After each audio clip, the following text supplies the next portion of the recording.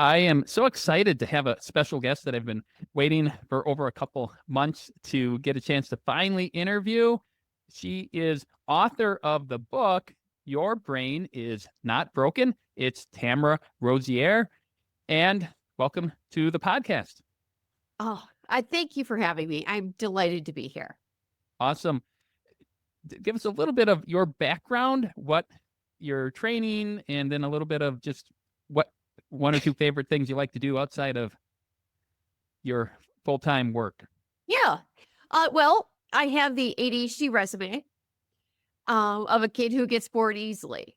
So I started my career as a high school teacher, and I absolutely loved it. I left teaching loving it, but I just got a little bored. I was teaching the same Brit Lit all the time. And so then I went to teaching teachers how to teach. And then I went into administration. Then I went into teaching professors how to teach.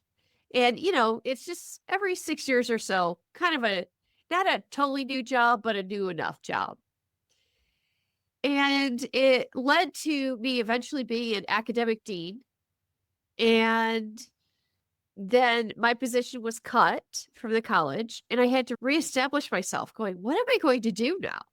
I was in my mid 40s, and a friend of mine, Orrin Mason, said to me, he's a doctor who specializes in ADHD.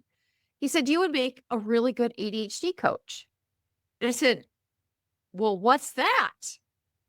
And now the rest is history. Now I run the ADHD Center of West Michigan.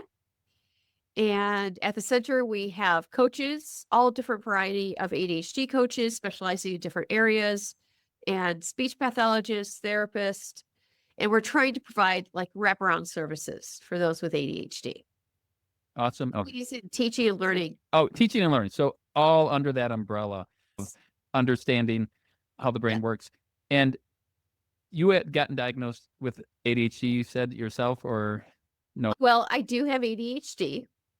Okay. And I had not been diagnosed until quite late. And, Okay. So I knew I was different, and I knew I really connected well with a certain branch of students, and they were the at-risk students. And in the 90s, at-risk and ADHD pretty much meant the same thing in my school where I taught. Yeah. You had a strong interest in care and connection and resonate with how their brain was working. Looking back, maybe you didn't know at the time, but you had a heart way back then. And as far as hobbies go, I'm like a lot of ADHD folks. I don't really have hobbies as much. I have interest.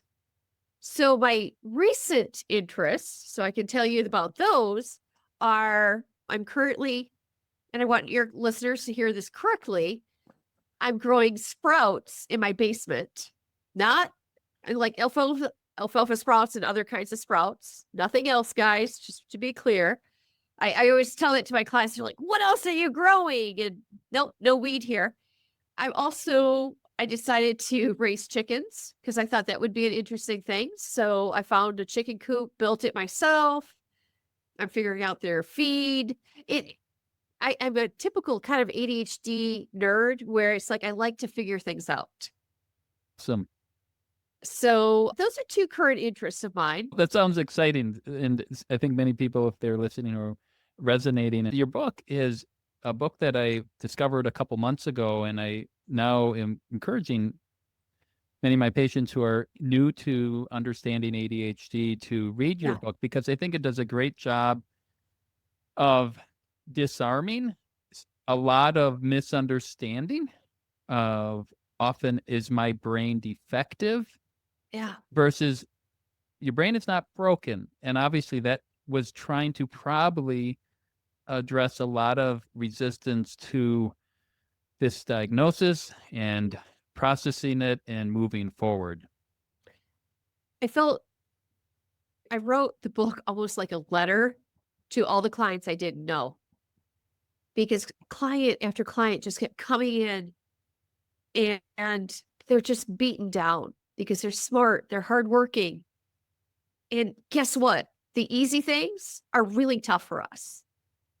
And frankly, why wouldn't I think I was an idiot? If I screw up the small things, well, only idiots screw up the small things. Like, I had a therapist the other day who triple booked himself, right? And he just comes in, he's like, I know what I should be telling myself because I'm a therapist, but I'm and fill in all the swear words there, an idiot. And I did say, your brain isn't broken, but let's figure this out together. And so Yeah. I did. I wrote it to a letter to people, just remind them, you can be smart, but let me tell you, it's harder for us in a modern world to do the ordinary things. Yeah. And there's so many great gems in your book as far as understanding and reframing things. Joking to my nurse that I was going to be interviewing you and I was going to introduce you as this great new book on fibromyalgia called Your Brain is Not Broken. And I almost feel like you were writing a letter to many of the fibromyalgia patients because it's a perception of Yes. themselves and of their loved ones as they struggle, and of doctors and medical providers who, despite many of the traditional ways of framing their struggles, Right. completely miss a lot of those at the heart. For many, have the ADHD as a factor, as a contributor that is a sticky substance that just gets in the way of everything else. Okay, so can we talk about the overlap? And Yes, of and course. frankly, I know you know more about this than I do, so maybe I should interview you on this. Sure. There's an overlap in some studies of almost 50%. Mm-hmm. People with ADHD and some studies have shown, there's one since the book got published, it was up to 75%. And I think there's interesting between 25, 75 in that range. I use the average of 50, and I think it often depends on the population you're studying. There was one study showing that if you had severe migraines by intensity and frequency, you were 7 times more likely to have ADHD than those who had less frequent. And so just an example of that, and also looking at severity in that same score study where they said about 50% out of South Africa, that was based on just the World Health Organization screening version 1.1. That can underestimate, because that can be just somebody reporting, and you may not, without further dissecting and with questions that might, DIVA 2.0, where it has much more detailed questions, might be able to get at. But anyway, there is an overlap that's just there. It's an observation. There's a strong overlap. So now, I hope this is okay, that I'm not going off-road too much, but it's interesting because fibromyalgia is also connected to inflammation. It is, but it's an association. It may be a trigger. So you can have rheumatoid arthritis. About 40% of people with rheumatoid arthritis also have fibromyalgia. So you can have something that causes pain. Inflammation can cause pain, but it's truly not an inflammatory condition. It is a problem with how the brain and central nervous system process pain. And we have these ascending and descending pathways, things that can amplify pain and also diminish pain. We call those descending pathways. And when you get into that overlap with the prefrontal cortex and the amygdala and emotional and processing, and how those are also interconnected with how we feel pain, that So now to add, and I hope you're like, hey, Tamara, let's take it this way. You can give me direct feedback. But what's interesting for me is a lot of research is coming out about ADHD and inflammation.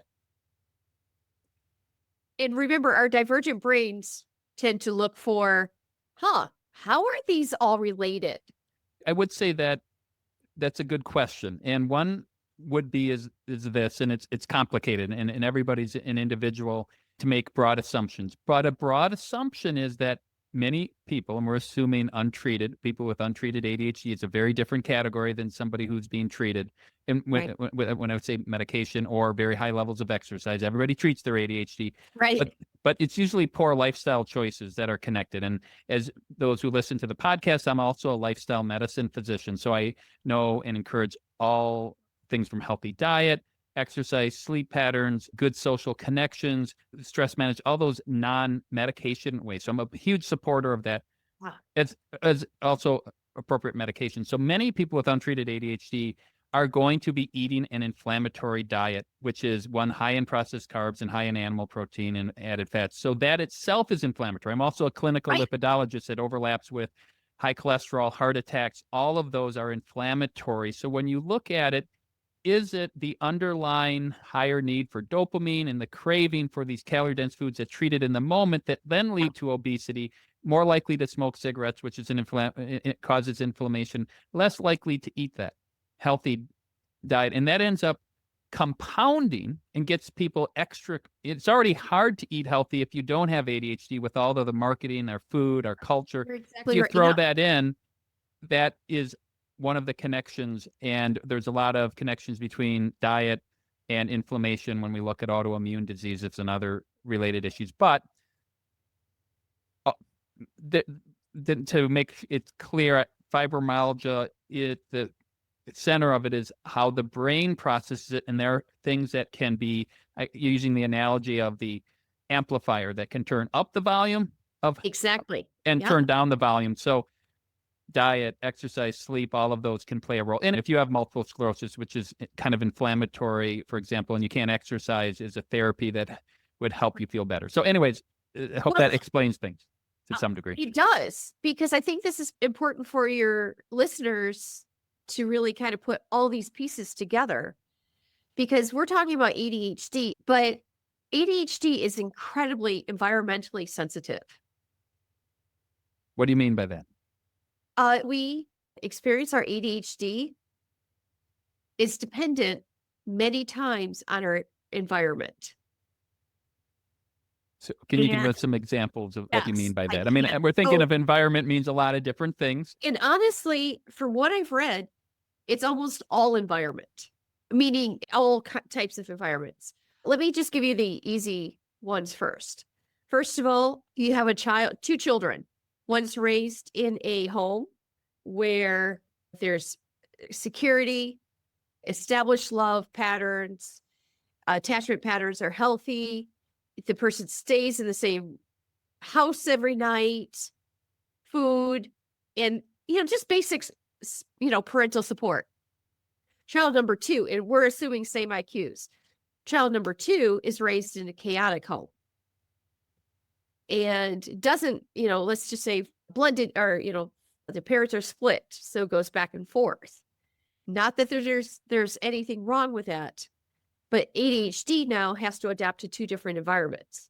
One house is terribly unorganized and the other one, might be organized, but even having that lack of support, that child's going to do worse, just based on that simple example. So Sure. ADHD is very sensitive to security. Anything on Maslow's hierarchy of needs, we're sensitive to. And that is overlapping when you look at adverse childhood events and later development of chronic pain syndromes. Look at anxiety and pain are both alarm signals, and how they manifest. And these are all overlapping. And I think when we get in the world of specialized medicine, and I've talked about this in so many episodes on the podcast, but unfortunately we get so specialized that we don't see the whole forest. We see it one little silos. The psychiatrist may just focus on the PTSD and the trauma, but not recognize there's a connection between their IBS, there's a connection with their migraines. They also have vaginismus. They also have other conditions that are overlapping.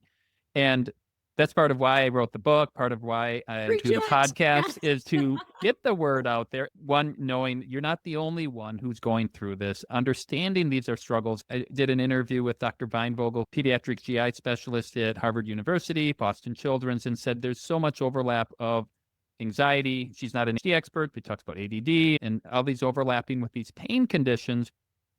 Right. But not how do we treat the whole person. And she used the word, and I agree with her, is vulnerabilities. There are things and conditions that make you more vulnerable, and not that you inherited it. Earlier podcast I did with Dr. Sarah Chayette said one of the most important things you can do in life is pick your parents wisely. Of course, knowing your genetics. And there's a vulnerability if you inherit that. And you're 100% right.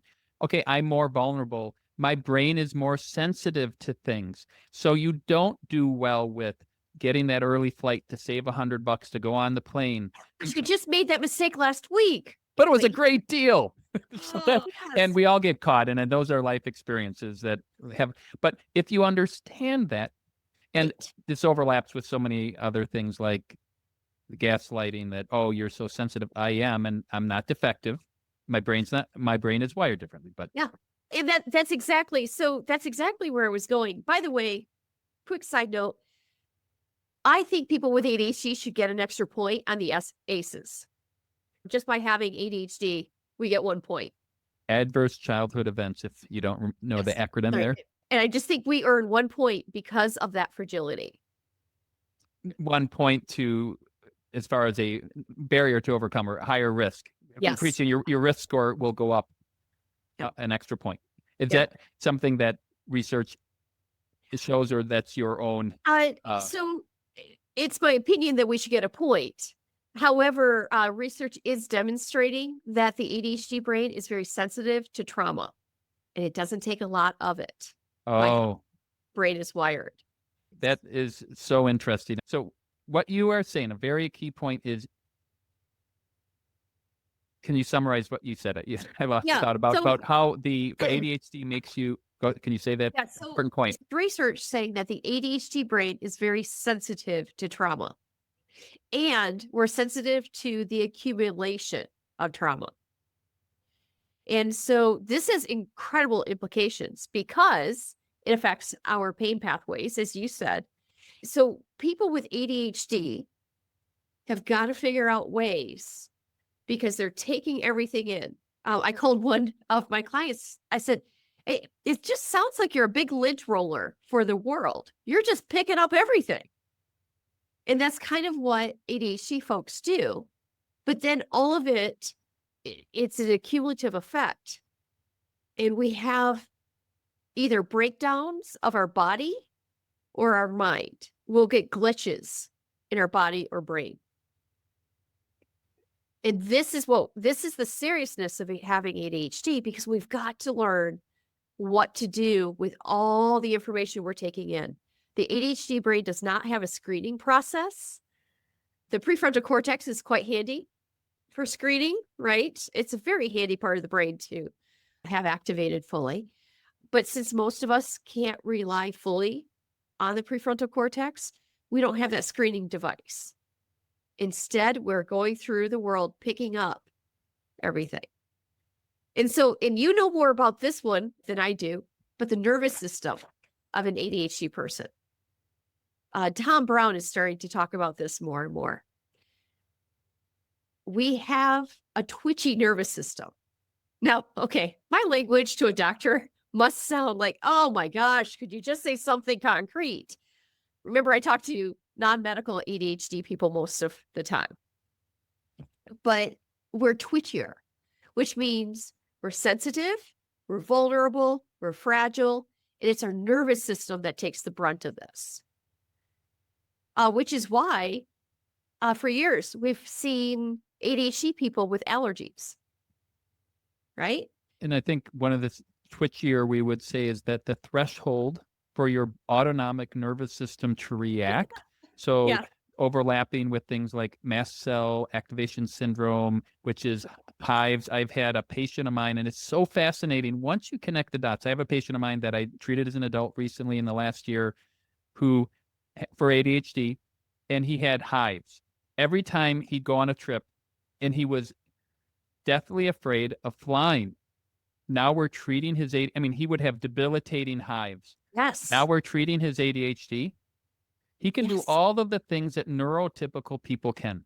Bring a book to read, distract yourself with a normal way. Yes, we could think we could crash, but I'm going to distract myself by reading a book, watching a movie, and not being overwhelmed by that. And he has not had any flare-ups.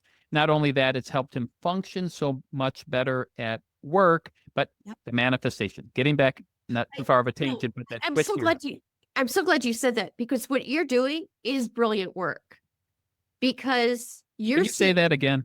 Yes, I'll say it more slowly. No. Um, but here's why it's brilliant. You're getting to the seriousness of ADHD. It's not a naughty boy disease. You're like, this brain difference is actually hindering parts of your life. And what we do as a society is we write off ADHD as just like, oh, those silly people are so quirky. And it's a serious condition that is quite limiting. And so I speak a lot in inaccurate language, as I said earlier. But the metaphor that I use for this is we have a card deck. ADHD should be one of the face's cards in value. In other words, it affects so many areas of life. Now, in mental health, if I hear someone's diagnosed with depression or anxiety and they have ADHD, I'm always going to say, go after the ADHD first. And the only time I don't say it is if the person has OCD, even though it could still pop up from the ADHD, that OCD is so much hindering their life that we have to stop the bleeding before we can go after the ADHD. Yeah, I agree. And I think that is unfortunately hampered by the fact, and Dr. Dodson, who I interviewed earlier or in the year 2022, talked about, unfortunately, because it gets lumped into a controlled substance, people get, I think, nervous about prescribing it, even going into that. Most people haven't had that much training on it. So it ends up being hard to find. I'm sure that is a problem where you're in Michigan and most places in the country or in the world who are listening, it can be harder to find somebody. When I find somebody, or when I should say, when I have a patient, I'm also treating multiple people and their family, because they'll be like, oh, that's my sister, that's my cousin, that's many Yes. people. And they end up having years, as you know, sadly, many years. There's so much importance to recognizing that. And I'm glad you say that, because not everybody, it's because I treat a lot of people with ADHD. I just know that. I'm a red flag. I am out of probably 100 primary care doctors. I prescribe. Well, part of it is, so it's frustrating, and I love that. And honestly, and emotionally, faith is a huge part of my life. But they just, November 30th, said, yeah, your practice style doesn't fit with our stuff. And it's a standard thing I've heard later. But Yep. I recognize this, and I feel like part of why I wrote the book was, is it just me, or am I the only one making these connections? And I started to recognize that I'm the only one making connections. I think that, and just like I recommend your book, and because I think the more people can hear different ways of thinking about things from your book, I've learned new analogies and metaphors. And one of them that, getting back to talking about, there's so many pearls in your book, and highly recommend getting it from, the chapter on the monsters we face. But one of the two metaphors, and we can maybe go to the monsters part if we have enough time, but I love looking at the grid as a way to help understand. And can you maybe use the grid, explaining what that grid and how we frame as somebody who's going through ADHD, and if you can picture reading through the book who also may have untreated ADHD and they're trying to incorporate healthy lifestyles, Right. and all of those good things, yet get struggle and caught up. So maybe can you walk through that, putting together on first, what is this, the kind of the grid framework, and you have a whole chapter, really two chapters, what it is, and walking through that. But if you can do your best to. Yes. Before I go further, this is for those of you, I'm very, very visual. And so for those of you who might be listening, go, oh man, I need a visual for this. Well, please buy the book, or you could cheat in the meantime and go to tamararosier.com. And that is a free PDF from that website. If someone is listening, they can follow along. And I'll get a link for that. Yep. Thank you. So there's two variables that the ADHD folks tend to forget about when we're deciding to do something or assessing how much energy we have. So the first one, if your listeners would imagine, now I know you can imagine it because you saw it in the book, but there's a horizontal continuum. It's a very simple one. Fun and not fun. Because those of us with ADHD, we know if it's fun or not fun. Now remember, what might be fun to me might be work to someone else. Right? Mm-hmm. And I know you're a fellow nerd. I know that you do nerdy things that other people would say, oh my goodness, why would you do that?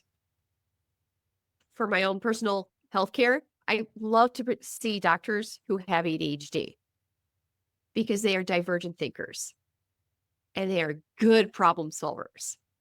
It doesn't help them get through med school, but it helps them afterwards. They care about me as a person and they're just intrigued and they put big pictures. So back to fun or not fun.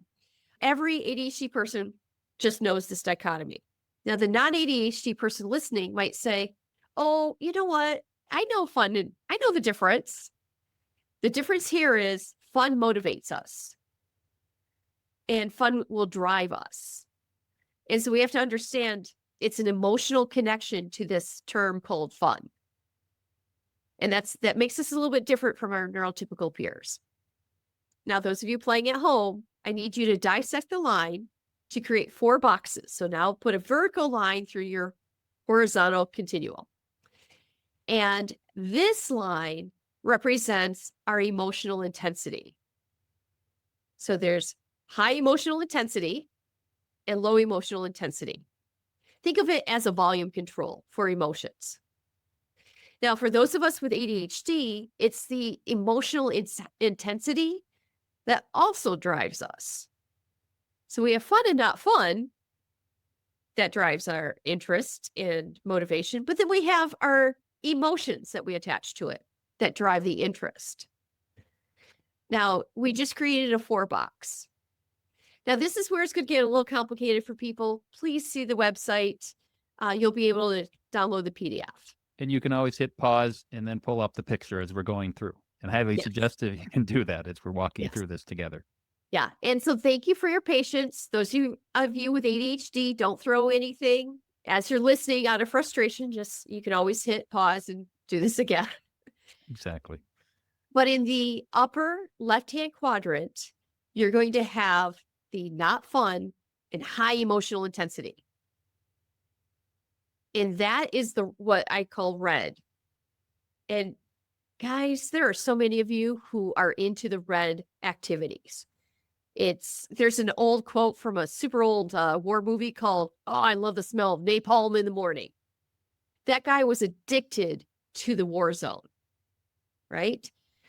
ADHD people can be addicted to the war zone. In other words, we get our dopamine fixes by making emergencies. By the way, I have a lot of physicians who will come to me for coaching, and a lot of them happen to be ER people who are super bummed at boring nights, right? Mm-hmm. They're addicted to the red. Below the red, in the box below, is yellow. And if you're playing along at home, you'll see that's not fun, and it's low emotional stimulus. I'm going to pause there for a second. Those are both the negatives. And what we remember, like 2 negatives, that's really, really gross. And yellow is low interest, like low emotional interest. And we know it's not going to be any fun. So if you're working with a child, that's homework. If you're working with an adult, that's answering email. If you're a physician, that would be charting. Or what other menial task? Any menial task, unloading the dishwasher could be yellow for people. And it's as one of my clients called it, ew category. Ew, I don't want this. Yeah, it's monotonous, routine, it's tedious, all of those. Yeah. And from the fibromyalgia world, it can be tracking your steps. It can be taking your time to pick out a recipe and consistently go through that. I don't know, any things from reading the book that you think of applying that to? So this is almost an ADHD test in and of itself. If immediately it pops into your head of, oh, I know those things I detest. But really, it's weird because they're so mundane. Like, I hate changing the laundry, right? A Mhm. client told me, I don't know what it is, taking the laundry out of the wet into the dry. I just hate it. And he said, I timed myself. It takes less than a minute and a half. And yet I dread it. You hear it's in that yellow no man's land. And for somebody who is a neurotypical brain, who isn't going through this, and this may be, why can't you just do these healthy lifestyles consistently? Right. Because it's kind of boring. It's Right. not as much fun. And even if you look at that, you'll eventually get to the green, but yeah, walking on the treadmill inside my house isn't as much fun. Walking It's with a not. friend out in the woods, running on the treadmill, not that much fun. Playing my basketball sport or volleyball or tennis, now Yep. that's fun. Yep. It is even on that. And Yeah. unfortunately, living in as both of us do in the cold Midwest, it might be, I don't know, you go to work, it's dark, you come home, it's dark, get your 15,000 steps on the treadmill. It's not the same as working in the yard, gardening, going outside, going Exactly. for a walk. So it's more effort, and then It- acknowledging that it's that yellow. Now you got two more of Yep. these quadrants. So I just the yellow, your relationship to yellow is the problem of ADHD. That's the core problem of ADHD is we don't like yellow. And we do a lot of squirrely things with yellow not to do it. And so most of us have yellow problems. Can have other problems, but a lot of it's yellow. Sometimes just admitting, wow, this is a yellow task that I don't really want to do. Your brain's like, thank you for admitting it. Can we go on now? Right? So a lot of times by the way, I share your attitude towards diet. I'm the only female in my family not to have diabetes by the age of Awesome. 45. Awesome. I have to work really hard, Hmm. right? I don't have any sugar. You're And vulnerable. So am I I. mean, terribly vulnerable. And so I have to work very hard to look normal, right? Hmm. Uh, I'm very careful with grains, everything, right? This is hard work. And frankly, we haven't seen the sun in Michigan. So now I'm a little bit sad and self indulgent. And where do I want to head? I want to go to some cooked noodles. I'm gluten free, so they're usually brown rice or quinoa. You Sure. see my problem, right? So in the yellow, I have to go, no, no, no. I said I would eat this way, and I don't want to eat this way. Why don't you go down in your basement and pick up some sprouts? And I'll be like, oh, yeah, that's a fun thing. But do you see, I get tired of being grown up. One And of the that's fun, what a lot of your patients are probably feeling. I was sharing this and talking about you. So your ears like, why am I having itchy ears? Gosh darn, is it the cold weather? It's coming from the 500 or 300 miles on the other side of the lake. But I said, I was talking out loud, and as I like to talk out loud where I'm helping people game plan, strategize, it was somebody who is in the middle, in early 20s, in transition, whether to go to college or not, working at home, doing a job. We've gotten some ADHD treated, managing life, but not moving on to trying to get into college. And we were talking about timers and distortion and how the time blindness and all of this. And we were talking about this. I treat dad too. In fact, I think I treat everybody in the family, and they all have different flavors, men, women, young, old, personal preferences. It's all neat to see how all of these flavors manifest. And this is somebody who's highly intelligent, dad. And he struggles with these timers. And he kind of joked, and we were talking about this, and we almost have to say, here's a timer on video games. We'll get into the blue zones. Put a Yep. timer, and now go and do 10 minutes. And here's another 10 minutes of a yellow thing. Right. And dad kind of smiled. He's like, yeah, I need to do that. So we kind of should do what we did when the kids were little. And we used to have these timers, like beat the clock. All right, see if we can unfold the laundry and fold the laundry. And if we can beat the clock and gamify, Yep. hopefully not turn it into a red, but I'm doing a yellow thing. And Yep. one of the strategies is compartmentalizing into this is you become more aware of your time blindness and recognizing it's 10 minutes. It's not the end of the world. I'm not going to do all of it. That's a great strategy that you talk about, but it's just that awareness and that growing up, it still is there. And that is that we don't have somebody over us. I think where a lot of people who like going into military, and I've heard this story too with one of my adults who's an entrepreneur, very successful, but paired with an implementer doer who's recognizing still potentially now some struggles. And I've just brought it up. He's not on any medication in the past, something to keep an eye on. And some of the lifestyle implementation. And he said, yeah, I've always brought what I learned from the military, which is this structure, which they teach, where Yeah. that somebody may have hated structure in high school and wouldn't listen to the teachers, do the homework. But when you have this, as you talk about so well in the book, how the military, and you probably could have done a page on that, they bring in shame to Yeah. motivate you to do the yellow things. And you have red, which is exciting. And then I think that we'll get to the yellow and from the yellow, green, and Great. Yeah. blue.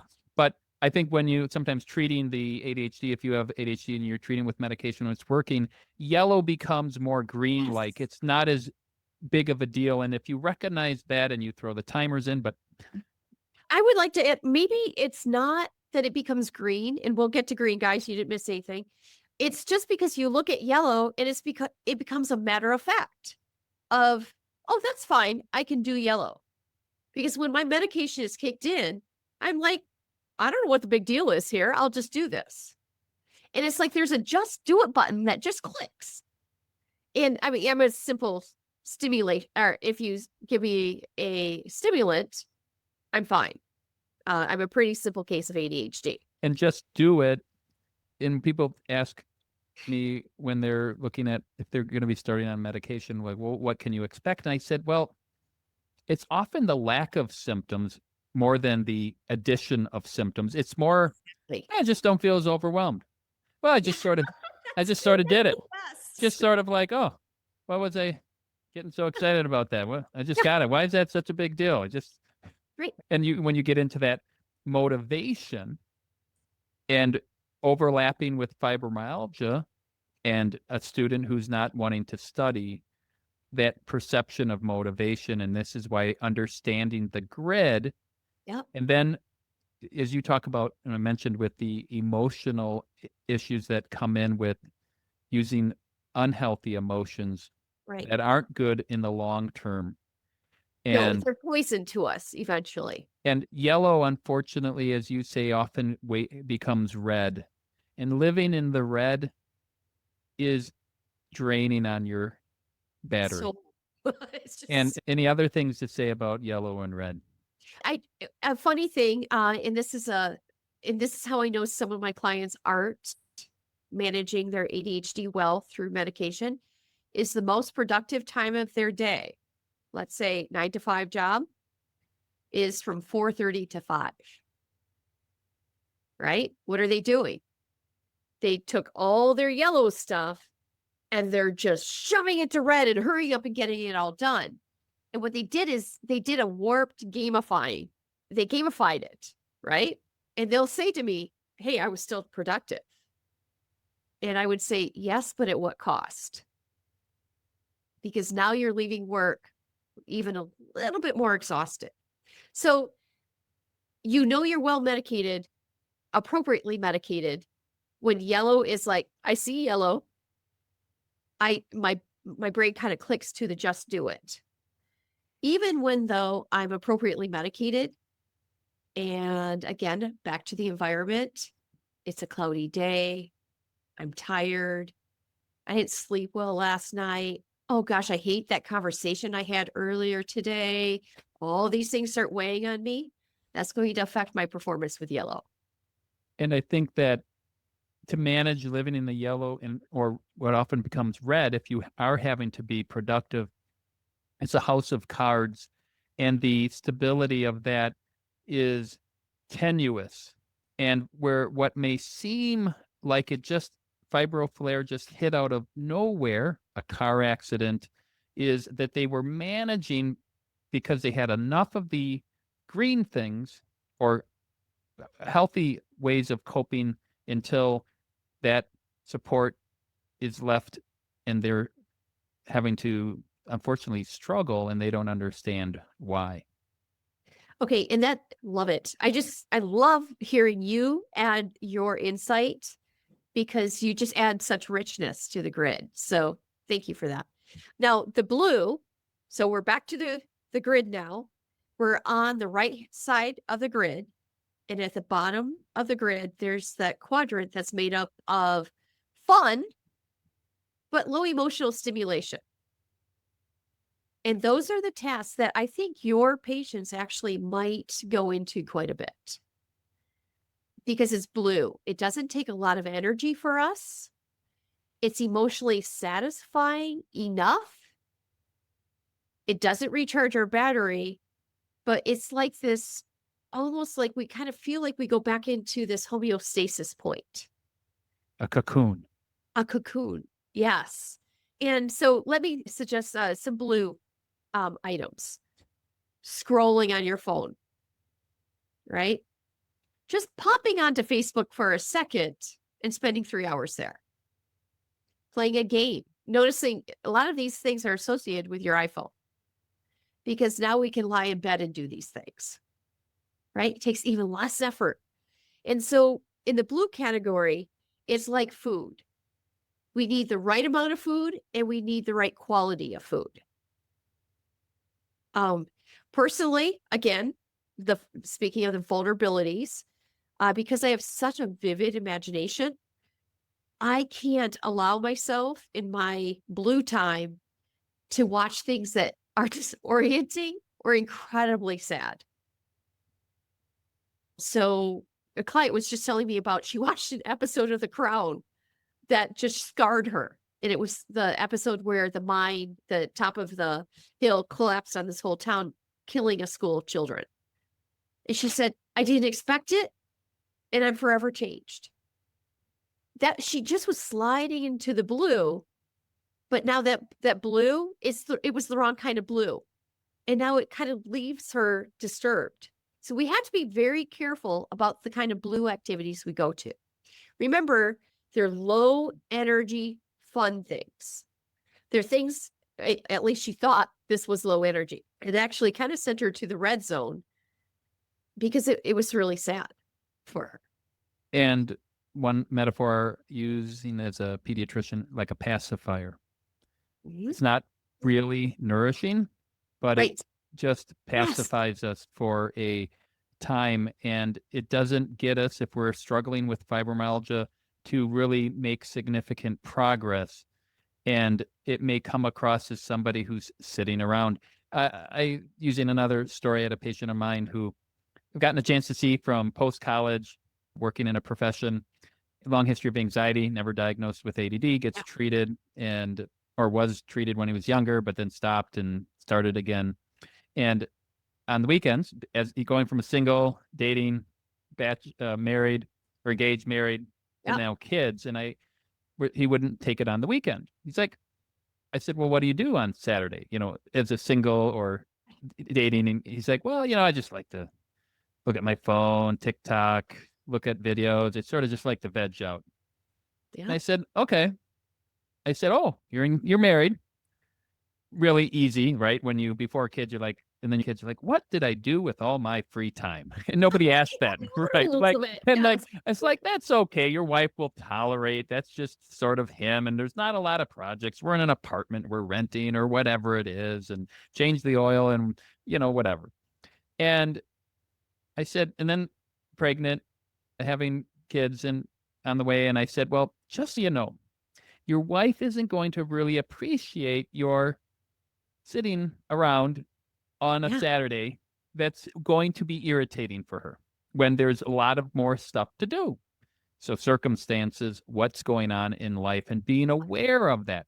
Blue, you may be able to do blue. He may think that's his enjoyment. And what's funny is often if they treat the ADHD, he's like, well, I don't know, I just felt like I had to do something. Exactly. It's like, all right, It, let's get something done. And it's, and they like, well, I wish, I sometimes just don't want to, I don't have anything to do, Dr. Lenz, and I just like to, and I, as a thinking of this, I'm like, why wouldn't you just want to do something? But I understand, and working with people and just bringing that to light, the difference. yeah, I like to think of blue as an opportunity for self-care. And if we kind of try to reframe blue from, I'm going to take a deep dive into the swamp of nothingness, or what if I use this for self-care? And here's what I mean. You know, we talked earlier how our nervous systems can easily become dysregulated. What if I took this time, blue time, to that's fun? And by the way, guys, when I say fun, it's like low key fun. Like it's not that exciting, but it's enjoyable. What if I took that time, fun, low emotional stimulation, to care for myself? So I don't know about you. I can't remember if I read this in your book or not. I recommend Epsom salt baths. It's old school, I know, but it's a way to drug your nervous system. Magnesium sulfate, one is very cheap. Two, it soaks up in your skin. And for those of us who are deficient already in magnesium, we feel like we've had a glass of wine because it has this mild sedative effect, it feels. Well, what if I chose a bath instead of lying on my bed? And I know it takes just a little bit more energy, maybe 8 more steps. But what if you cared for yourself during blue? A lot of my clients will go, I want to spend all Saturday in bed. Like, okay, but that is not caring for yourself. So I sound like I'm a fun sucker and I'm not trying. People are like, just leave me alone. I want blue. But we really want the right diet of blue in our lives. And I think that is for many people who are on very high levels of fibromyalgia impairment, that is often a daily thing. It's extremely hard. And Yeah. it's almost when you get to a point you've thrown in the towel. One of the things that you talk about in the book, and it resonated so much, and is the idea of a battery. You wake up with so much energy. And Right. living in Wisconsin, I have a used electric car, and when the weather dropped to from 40 to 0 in 24 hours, I had to recalculate how much range I had. You don't Yeah. want to get caught, and I think what ends up happening, and maybe you recognize this in reading the book, and I'm like, wow, that's a great analogy of the battery, and you have only so much charge, is that Right. if you overextend yourself Yep. and you do too much, you get stranded Yep. in the middle, and now you are having to get a lot of extra help to recover. You got to get towed in to home. You have the shame, and using the metaphor, if you overdo it, well, you know what happens. I pushed it. Oh, Tamara, I pushed through that. And I did Yep. all these things on this list, and I was exhausted for the next day. A couple days, I felt terrible. And that overlaps with fibromyalgia about pacing yourself and gradually, and for you having these little timers. Well, can you maybe get up once an hour for 5 minutes, set an alarm as that reminder, or doing some things? But in the end, that is way too much. Yeah. So in blue, it's hard to break the orbit of blue because it takes a lot. I think in the book, I call it the molasses swamp, right? Remember in Candyland, playing it with our kids, we'd get stuck there, we'd miss a turn. And first of all, if you have people affected by this listening, I just want to say, I something that happened to me last spring is I had long COVID and I literally had no energy. I would wake up with 10% charge. And it was a feeling of nothingness. I wasn't depressed. It was, no, I literally don't have anything. And it was incredibly humbling for me to experience that. I'm normally a high energy person. I like to get crap done. I love checking off lists. And so I wanted to share that experience because although I have most of my energy back, I want I want your listeners to understand that I was having my own, all I had energy for was I felt was blue. There was literally nothing. and I had to be so choosy with how I spent my energy, I've got 10% today, and it might be for a shower. Whew, that's over. And I just wanted to share that because it sounds, it gave me a lot of insight into what it was like to have no energy And I and to think, live with that frustration. there's so much overlap. There's one of the areas in the book I was going to bring about is so much of ADHD and the emotions is this huge symptom of fatigue. Yes. And when we look at chronic fatigue syndrome and fibro and whatever word you want to Yeah. use, I'm so sorry. We'll get to the last. We'll get to the last quadrant right now. Okay.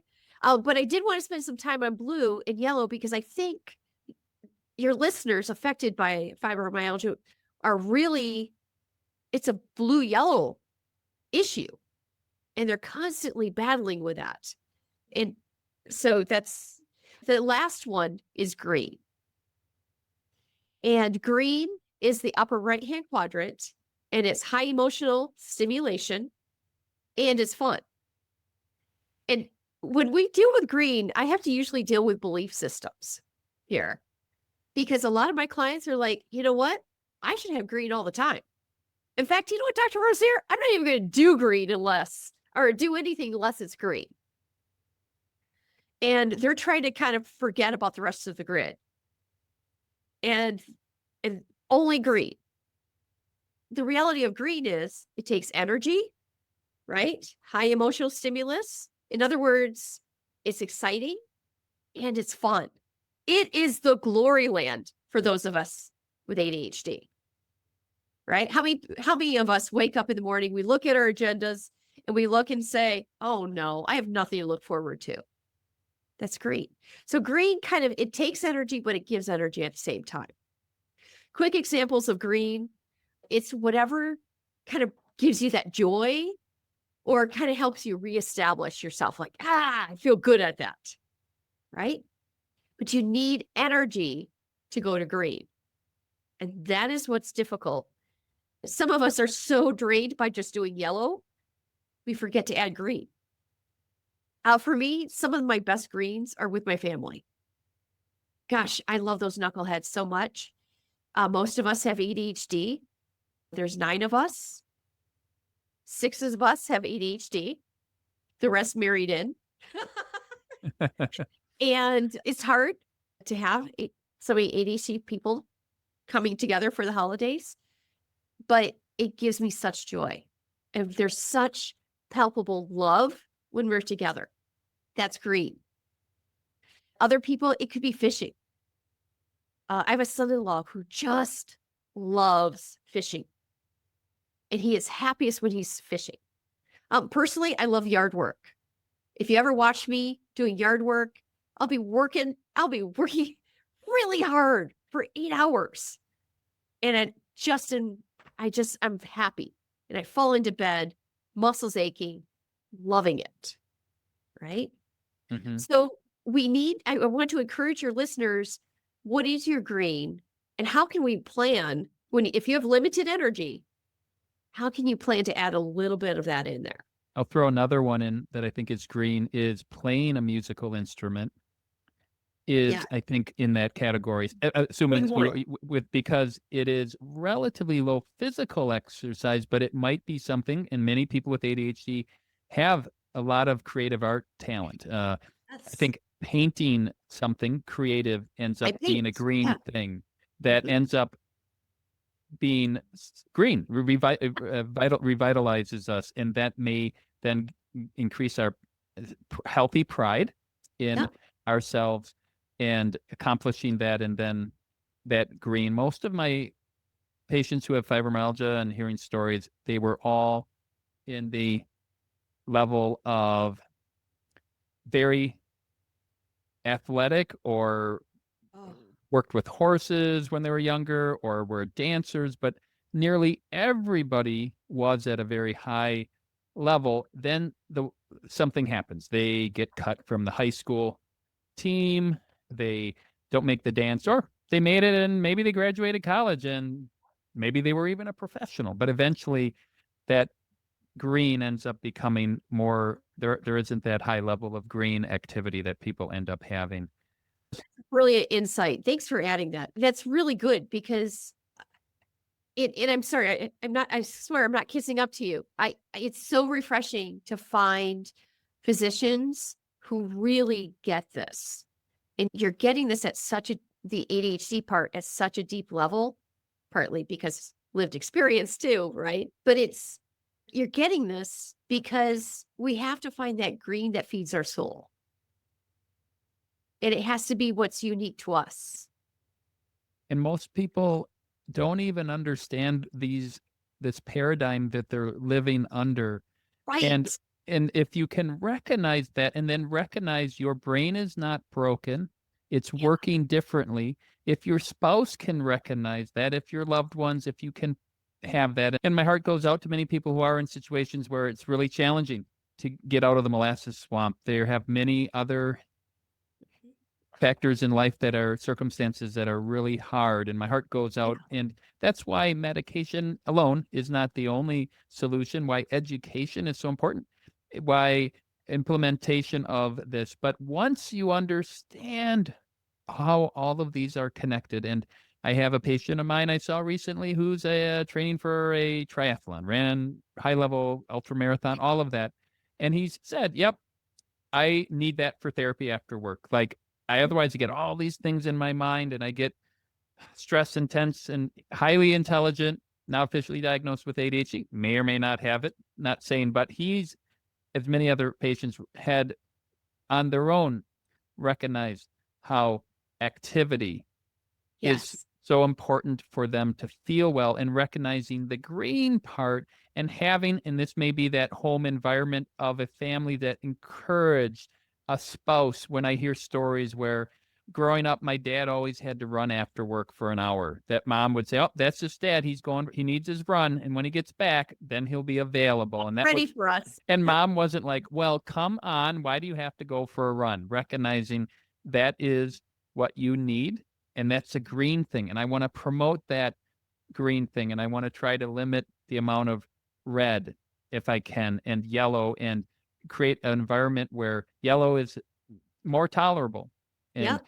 not much red occurs, because I'm not letting yellow simmer to orange and red. And I can actually do a healthy blue that might be, instead of listening to other people create content on TikTok, I might be creating my own content and coming up with ideas or writing scripts, which is maybe naturally that creative kind of free flowing, free thought of how things are connecting. And just like probably doodling in your notebook, which probably many people with ADHD probably did before there was TikTok and other iPhones. Oh, just doodling ideas. It's probably a healthier form of blue than a passive form. I think maybe just another thought is, the more active you are involved, the healthier it is. And it doesn't have to be, when I say active, meaning Yes. where it can be just doodling and drawing, which is actually generally a healthy thing. It doesn't have to be a grand project, but it could just be creating something like that. I think you're right. So I love that you're talking about this with your patients because green is this glory land that we're seeking, but the transition to it is often difficult. I live on a lake and I live in Michigan, so you can throw a stone and hit a lake in Michigan, right? So it's unremarkable that I live on a lake. But I know that I could sit at my pool, or if I just took a couple steps down the hill and got on my paddleboard, I will get this green kind of energy. And yet there's times I'm like, I think there's spiders on my paddleboard because I kind of left it up against the tree last time. I'm going to have to and so I'm thinking immediately about all the yellow things I'd have to do to get to the green. Right. And inside my ADHD brain is weighing it like, well, that seems like a lot of yellow. Right.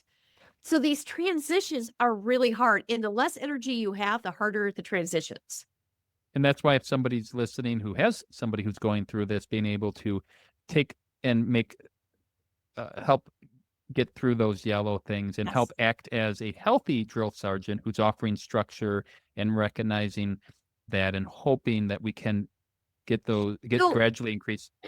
yeah, here's a question I would love. Like, if you know someone, you can see them, they're stuck in blue. Please don't suggest activities. Because by the way, half of us are very oppositional. Just to That's a free advice. There's no need to push us because now I can't get off the couch because you asked me to.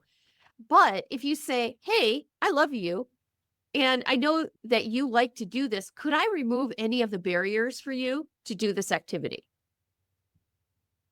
Okay, now you're talking my language. I just heard someone willing to do my yellow. So in my example, I'm like, "Wait, you're willing to wipe down my board? Why, okay." Do you see how immediately the stakes aren't as high now for my transition? It reminds me of a recent podcast where they were talking about accelerators and decelerators when it comes to libido. And just stating that is a lot of what you're just saying. What can I remove? What are those things that are overhanging? Like, well, I'd like to go and maybe go for a walk, but the laundry and when I come back, it's so draining to see the dishes still on the counter and that's Wait, such a yellow thing and I just feel guilty, so I'll just wallow in blue. But if it's like, hey, why don't I get the dishes done yeah, and we work on this and then we don't have to come back and you don't have to worry about that and removing that. Not to yep, be, but that's an example. And when you pile those up, the volume control and can get exactly. in the way. Oh, and maybe they learn as time goes, well, maybe I can give timers and get chunking that out. But that can be such a overwhelming barrier to see yellow and see distractions and see Yeah, clutter and having that. And part of this, sadly, as many people may be listening, wow, this explains so much. I wish I would have known this 30 years ago. I didn't know that. I didn't understand, but that makes so much sense. I'm guessing that's what many of people you've worked with have said. I know you wrote that in the book, but so so let's just practice with your audience a second. So let's take out, you should really do this, or you could be on your treadmill right now. You could is only going to tell me that I'm already failing if I have ADHD. Oh, great. So now I'm a lazy failure. Awesome. Thank you. I'm staying in blue. Now I'm not coming out for sure. And by the way, that's not what the person intended. It's what was understood by the person already feeling a little bit of shame yeah. or anger might pop out. I don't have enough energy to go to green, but now I'm in red, which is ironically similar emotional energy, but on the not fun side. And so when you're trying to support someone, I have a rule in our family. It's called every monkey to his own branch. It comes from a Portuguese saying. I can't say it in Portuguese, but just trust me, that's a thing. So every monkey to his own branch means I'm going to trust that you can take care of yourself. And when over from my own branch, I'll offer you a banana, but I won't shove the banana at you. I'll stay on my own branch and offer it. And because a lot of times, metaphorically, what we do is we go on other person's branch and kind of go, "You're not eating this right. You're not doing this right." So I'm going to stay in my own location and offer. Do you see the difference? I, So practically, what can you play that out? yes. Those of us with ADHD can look incompetent. And we can look incompetent because of time blindness, because a lot of us are really bad at details, or some of us are really bad at scheduling, or really bad at doing the things we know we should. Okay. And then if you don't have ADHD, you think, gosh, this adult is quite incompetent at life. I should probably fix it for them. Every monkey to his own branch rule is I'm going to trust that this is a competent adult and I'm going to offer things to make their life easier. I'm not going to try to fix it for them, because the ADHD person is very sensitive to trying to be fixed. You're nodding your head because we've been we get the sense from people that they're trying to fix us all the time. If you say something, they're like, well, why don't you just do this? Cool story, bro. That's not what's going to work. But if you're offering, it's almost like this little gift of love. Hey, how can I remove that barrier for you? And I'm also married to an ADHD person who has, shame and all the other ADHD emotions. I'll say, I don't think you're being very fair to yourself right now. And I really wish I could give you my glasses because I love you a lot. Notice I offered a gift. I said, you're a grown person. I'm not going to try to fix your brain, but I'm just going to offer you a little gift and go, I wish you could see it differently because I do. Do you see if that's a difference? Then stop getting down on yourself.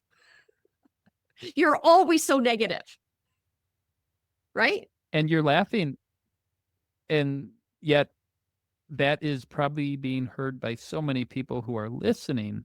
And you're laughing to try to hopefully resonate that some people may be laughing to themselves because, as I like to say, and maybe you've said this to your clients, you're not that special. I've heard this before. You're probably thinking this. How did you know that?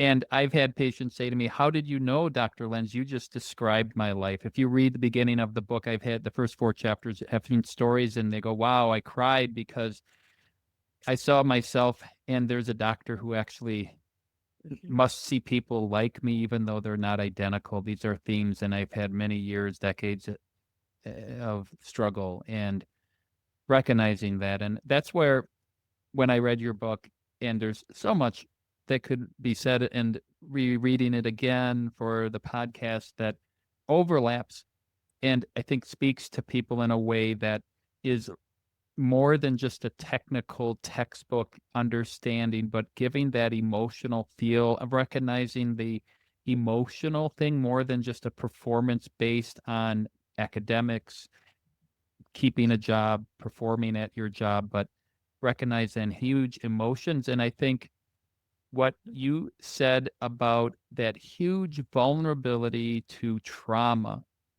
I think that is why you see a lot of this in PTSD Yes. overlapping and recognizing all of this. And it's about time that this is more people know about this who are struggling and building that awareness. And I think how you can help frame things. And I think for people going through this, recognizing where am I at? Oh, it's a blue thing. You can laugh at yourself. Oh, it's a yellow thing. Oh, it's a blue thing.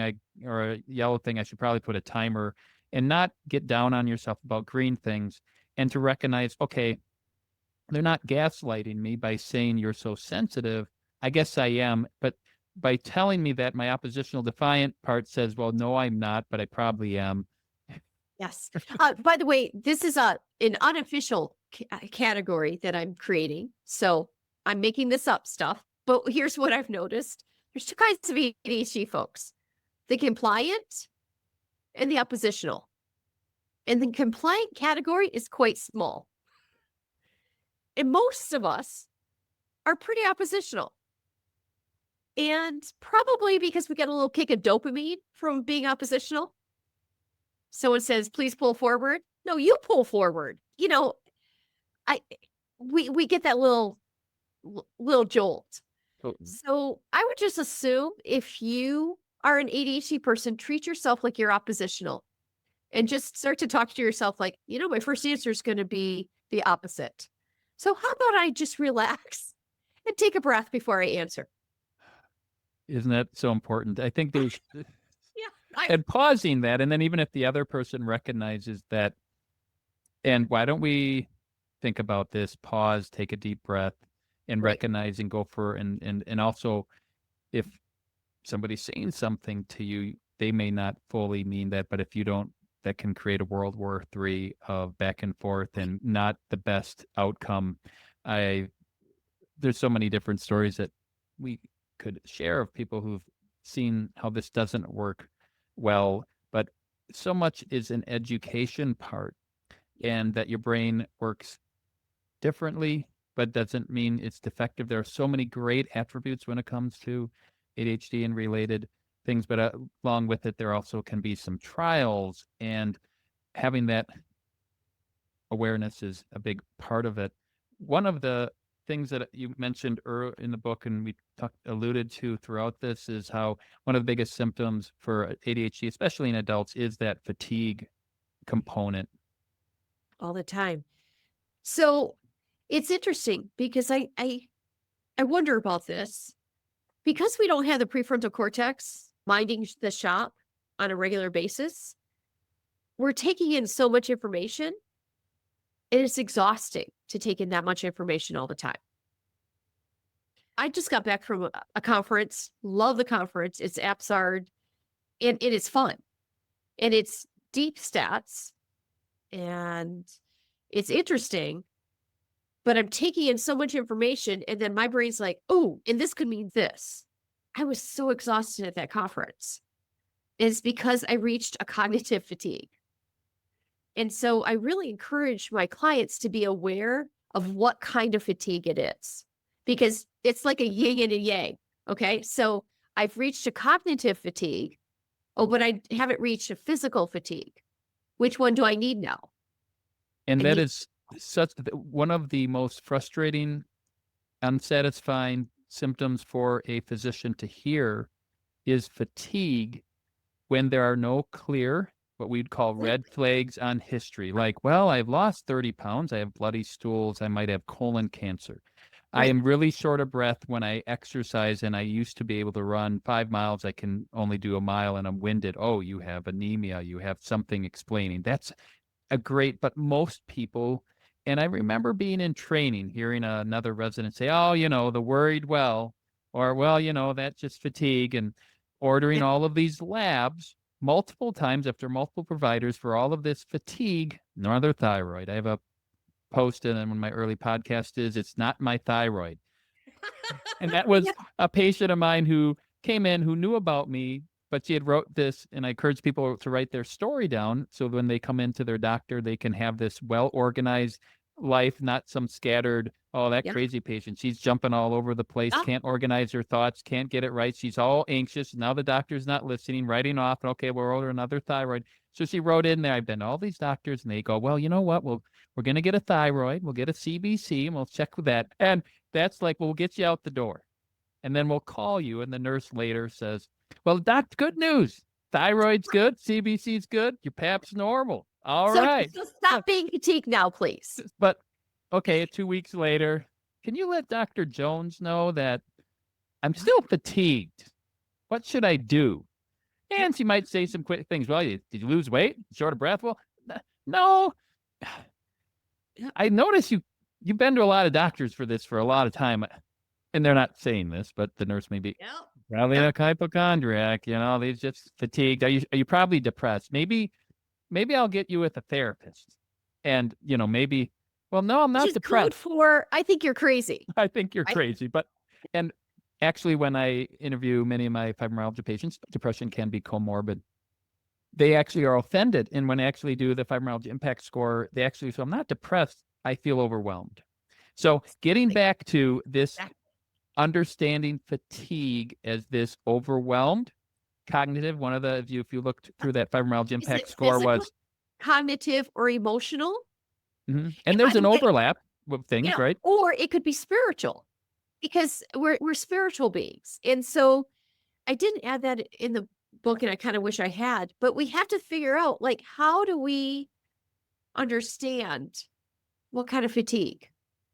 One of the things that, and so that is an important, in medicine, we call it a differential diagnosis. And if I'm trying to put this out there, that physicians listening should be putting that under their differential diagnosis, not as a broad category as psychosomatic fatigue, as hypochondriac fatigue, as this poorly understood chronic fatigue syndrome or fibromyalgia related issues, but this is part of the symptom complex.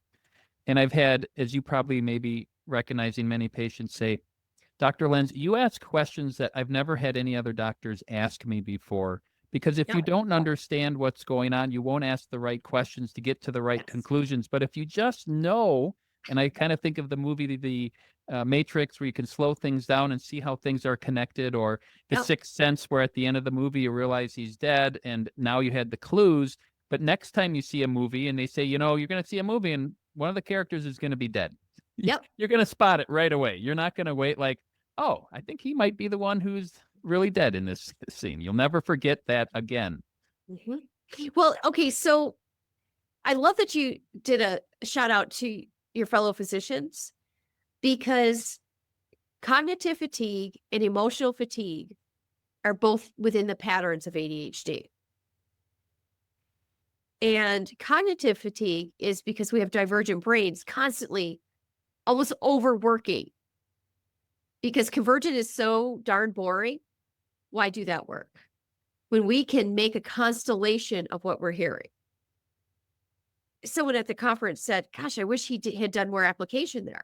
I'm like, application? That's all I have, right? Because I have pages of notes of possible applications. That's my divergent thinking kicking in. One of the quotes you said was a morning practice, taking 15 minutes first thing in the morning to breathe and pray. Yes, I need to be reminded to breathe. When I slow my breathing down, it makes me out of the fight or flight feeling. My brain can focus on God and his promised presence throughout my day.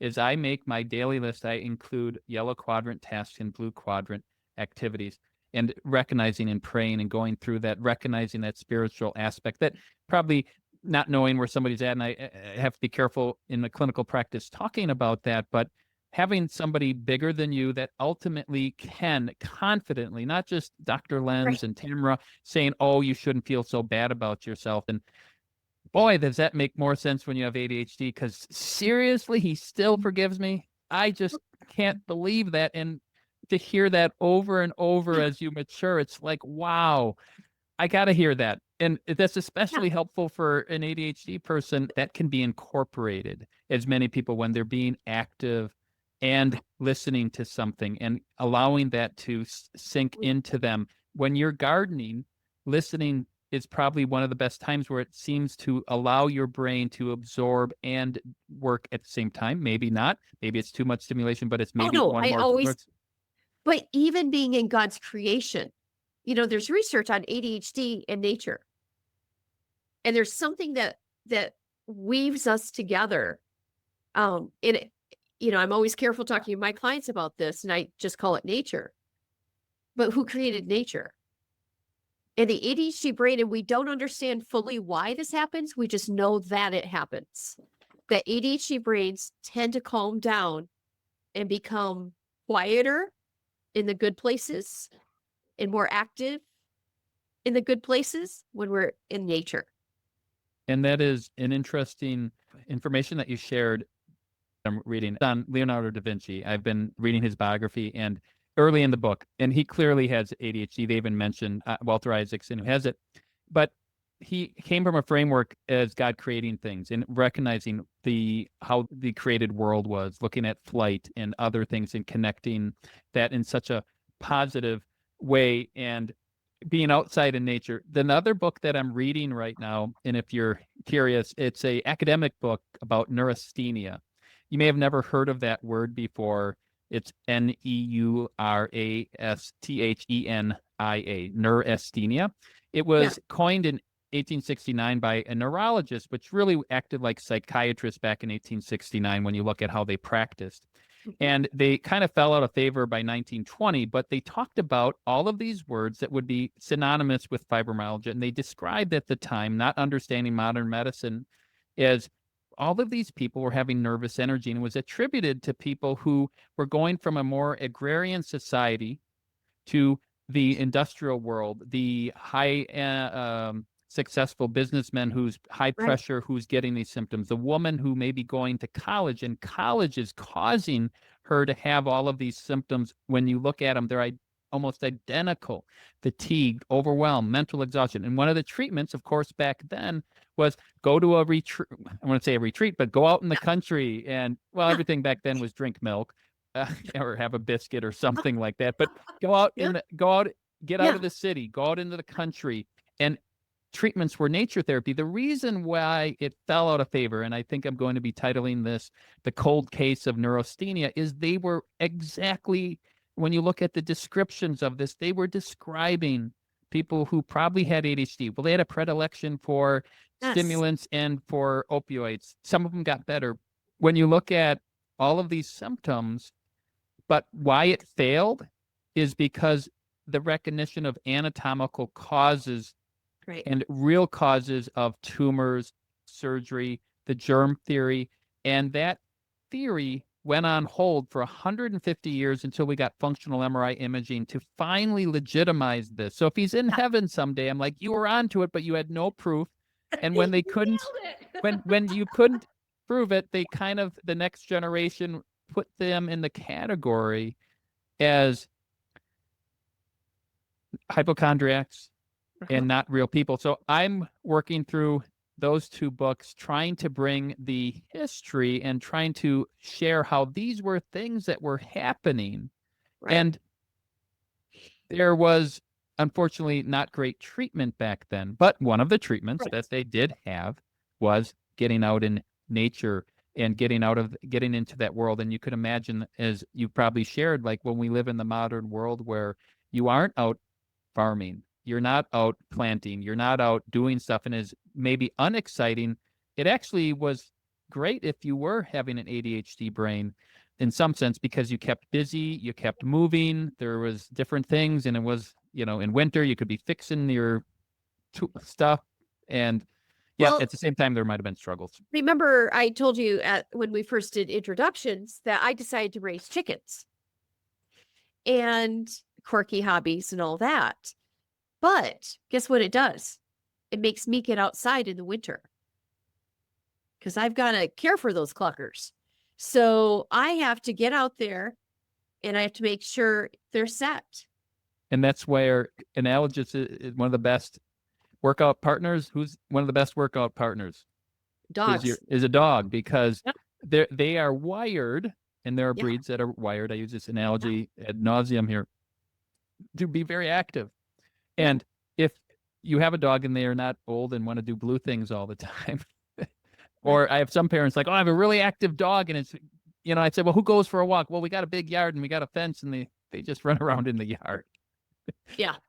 Like, oh, well, why don't you go for a walk in the neighborhood? That'd be too much work. But there's actually that positive feedback, it's a therapy. Exactly. And I come in with apples for my chickens because I do this fun little thing. I hang them from the center of the coop, and they cluck and pick at them. Yeah. It gives me joy to watch them because they're like, wow, she came with apples this time. And the dog pets you, jumps on you, the positive touch. I get the reinforcement. And that's exciting. They want to go. And there's different ways to reframe, help people get through this, but it's neat to have somebody really appreciate that, as a personal note. I think that there's a lot of misunderstanding of this whole field. I don't know if you know many doctors that are practicing that are maybe not the famous ADHD, but work in the world of intersecting pediatrics, internal medicine, and all caring for all medical conditions, yet working with the niche of ADHD and fibro-related issues. The reason your practice interests me so much is because you hit you kind of go into some functional medicine, and yet you're really looking at a whole person and working with that. And so that's actually why your practice is so interesting to me. It's very interesting because like I say in the podcast, I like to blend the best of medical management and lifestyle medicine. I like the word lifestyle because it's more evidence-based. Functional maybe not as much evidence-based with all of it. There's a lot of overlap, like good, healthy lifestyle and other things, but a lot of shared kind of things. I try to bring the best of those, and recognizing that what we now know, trying to manage type 1 diabetes with untreated ADHD, the outcomes are worse. When we treat ADHD, fibromyalgia symptoms are cut in half. Yep. then you can start to implement, oh, so now I could maybe make it easier to build up to probably my therapeutic of 12 to 15,000 steps or equivalents in a day.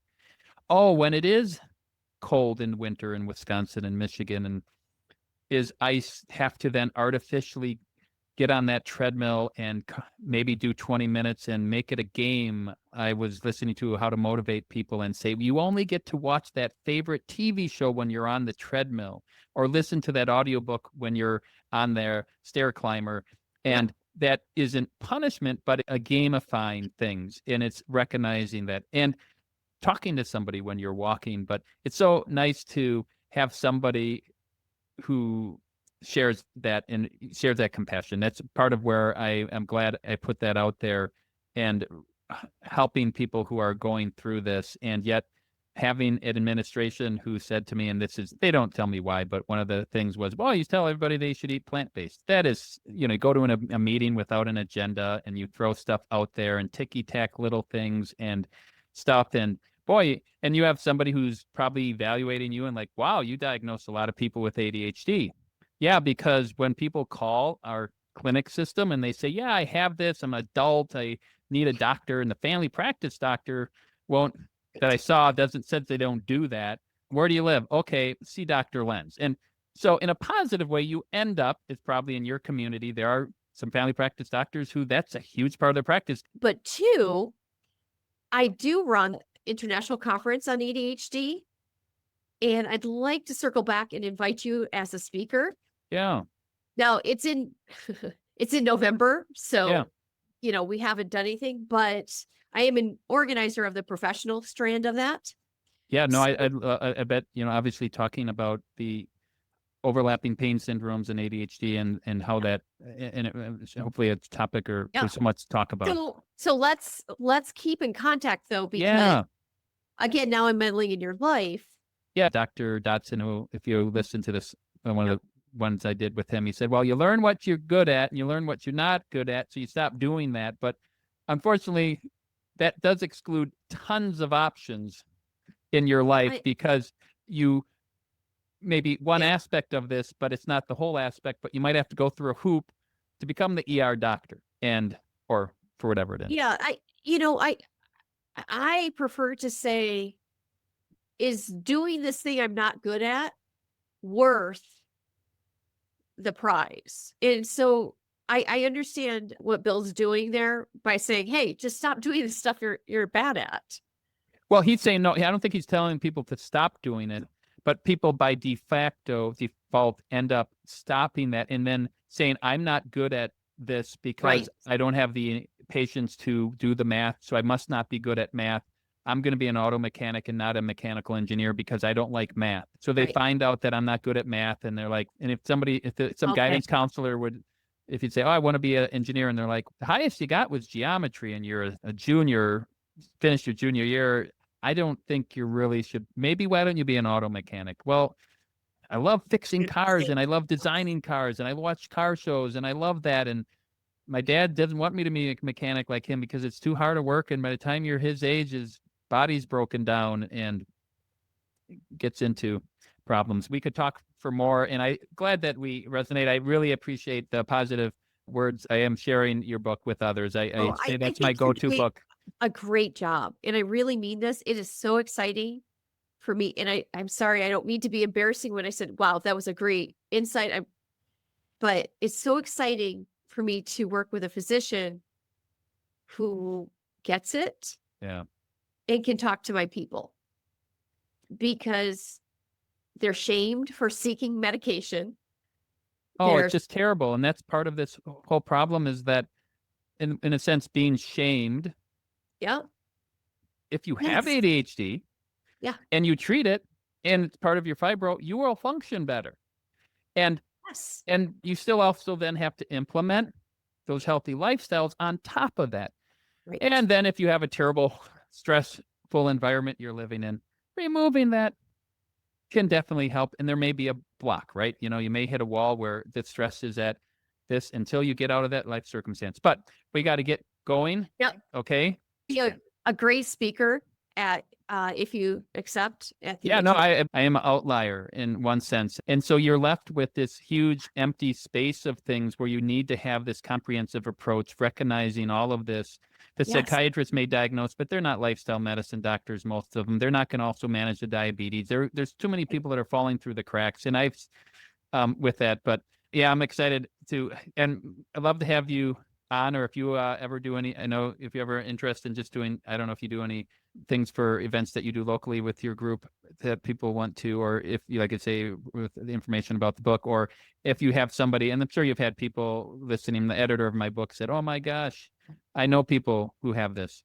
And well, here's the book. Here's a podcast. Listen, learn. There's some great episode. That's what I do with your book. Here's the great thoughts. I'm using that all the time, and reframing them helps understand. All right, I got to go. Take care. All right. Bye-bye. Thank you very much. Bye-bye.